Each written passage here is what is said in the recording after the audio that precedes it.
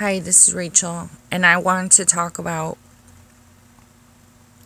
the shadow self and feeling suicidal.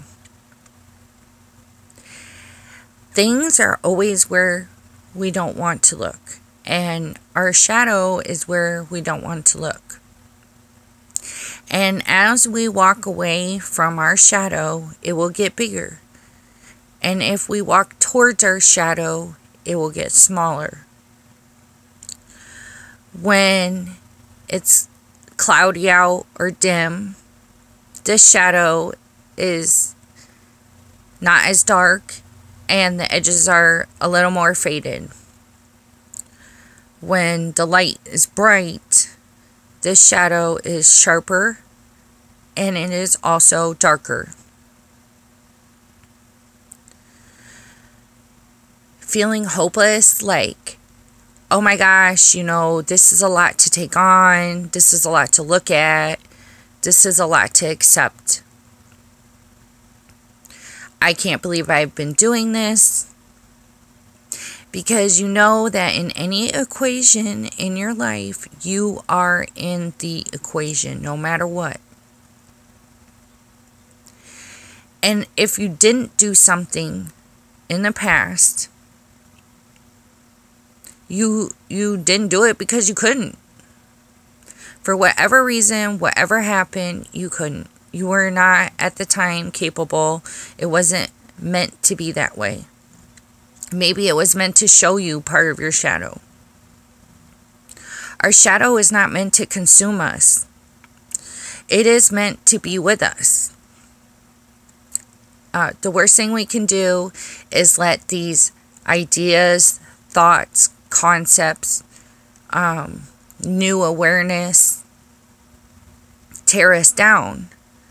The reason why we can work on our shadow self is to become more light, to become more aware.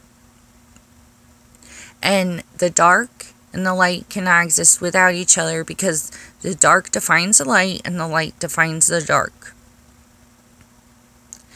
And I've seen a lot of ugliness in my shadow, and it has caused me to feel suicidal in the past. And it's a very, very important issue, because it says that there's something really deep right there, and it's hard to look at. Some people might go off in a daydream. Somebody might feel suicidal. Somebody might go crazy, have a breakdown. When you're looking at your shadow self, it's your shadow. It's not the next person's shadow. So sometimes when we want to get advice or say things to other people, and if we do, whatever they say should not weigh on you. It's something to consider. It's not something to take in. It is not their shadow. If it doesn't fit with you, you don't need to take it on. So any suicidal thoughts, any regrets, anything, any guilt or anything, shame, that is rooted from what somebody else said, you are important and how you feel with your shadow and what's going on with you. All you have to do is get through the next minute.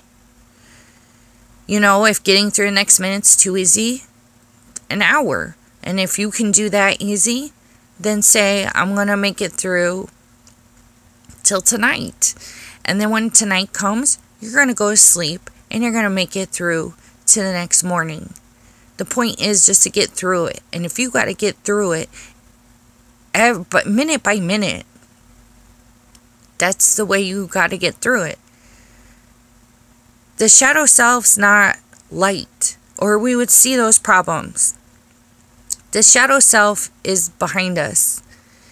And it's very hard to look behind us and feel good about stuff that's dark. How can I be such a good person if I did this? How could I be such a good person in this situation? When the truth is, you're probably a good person. There was just mistakes made. And there are many times when even a mature spiritual person can do the most immature stuff, and then they notice, wow, I didn't know I was that immature. Wow, I didn't know I could do this. But when you have teeth and you can commit an action, knowing that you have the teeth and that you are able to commit that action makes you so much stronger when you don't. You know, like a police officer has a gun and he's strong because he doesn't pull that thing out all the time. Hopefully. You know, you shouldn't have to rely on that. But I hope this helps somebody feel comfort